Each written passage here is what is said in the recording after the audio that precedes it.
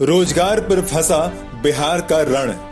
प्रधानमंत्री नरेंद्र मोदी को बिहार की चुनावी सभाओं में नौकरी के मुद्दे पर कुछ न कुछ कहना ही पड़ रहा है।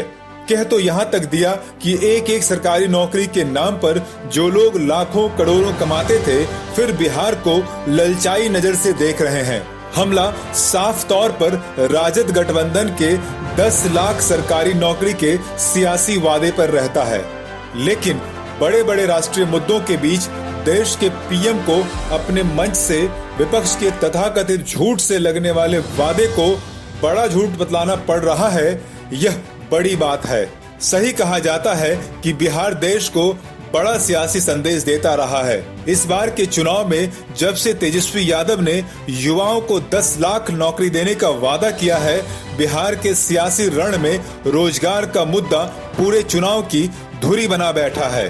बिहार के उप मुख्यमंत्री रहे तेजस्वी अपने भाषणों में बार बार संकल्प दोहराते हैं कि सीएम बनते ही उनकी कलम सबसे पहले 4.5 लाख नियुक्तियों के लिए चलेगी। फिर उसके बाद 5.5 लाख वैकेंसी को भरने का काम प्रारंभ किया जाएगा। वे जनता में भरोसा जगाने के लिए बकायदा कहते हैं कि वे भी युवा हैं, उन्हें बिहार की सियासत में लंबी पारी खेलनी है, इसलिए झूठा आश्वासन तो वो दे ही नहीं सकते। उनकी रैलियों में दिख रहा सियासी उन्माद साफ संकेत दे रहा है कि अब यह मुद्दा थमने वाला तो नहीं।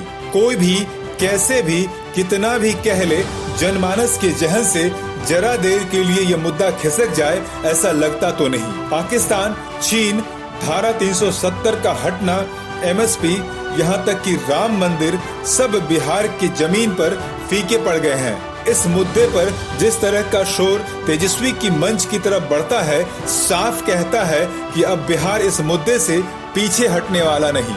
यही वजह है कि प्रधानमंत्री नरेंद्र मोदी हो या फिर एनडीए घटक दल का कोई भी नेता इसी मुद्दे पर राजद गठबंधन को घेरते दिखता है। जंगल राज की बात बासी लगती है।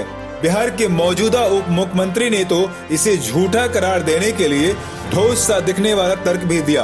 उन्होंने कहा कि पैसा कहां से आएगा, करीब 60,000 करोड़ का अतिरिक्त खर्च बढ़ जाएगा, कैसे मैनेज करेगी सरकार। विकास की जारी योजनाओं को रोकना चाहती है राजद। मुख्यमंत्री नीतीश कुमार यही नहीं रुके, उन्होंने तो तंज मारते हुए कह दिया, क्या जेल से पैसे लाएंगे तेजस्वी।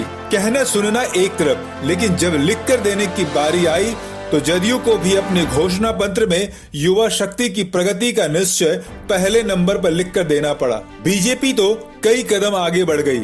उसने तो बकायदा वित्त मंत्री निर्मला सीतारमण से बुलवाया, वोट के बदले वैक्सीन का आश्वासन तक दिलवाया, लेकिन मुख्य रूप से यही कहलवाया कि अगर एनडीए की सरकार सत्ता में वापसी करती है तो युवाओं को 19 लाख रोजगार देने की दिशा में काम करेगी।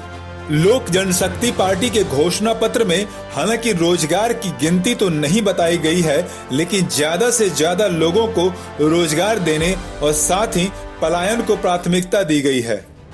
जन अधिकार पार्टी के पप्पू यादव भी अपने घोषणा पत्र में नौकरी, विशेषकर अच्छी सैलरी और नौकरी पक्की करने के नाम पर युवाओं को लुभाते दिखते हैं। कुल मिलाकर कहा जाए तो इस बार बिहार के सियासी रण में रोजगार ने जगह जमा ली है। कोई भी पार्टी इसे नकारने का दम नहीं दिखा पा रही। युवाओं की दृष्टि से देखें तो यह उनके लिए शुभ संकेत है कि सियासत के केंद्र में नौकरी आ गई है। सीएम की कुर्सी किसी के खाते में जाए, इतना तो तय है कि नौकरी को लेकर उठा यह सियासी उन्माद थमने वाला नहीं और आने वाले दिनों में देश की सियासत को भी प्रभावित करेगा ही। विशेषकर कोरोना महामारी की चपेट में करोड़ों की संख्या में नौकरी गंवा चुके लोग इस सैलाब पर चुप बैठेंगे ऐसा लगता तो नहीं।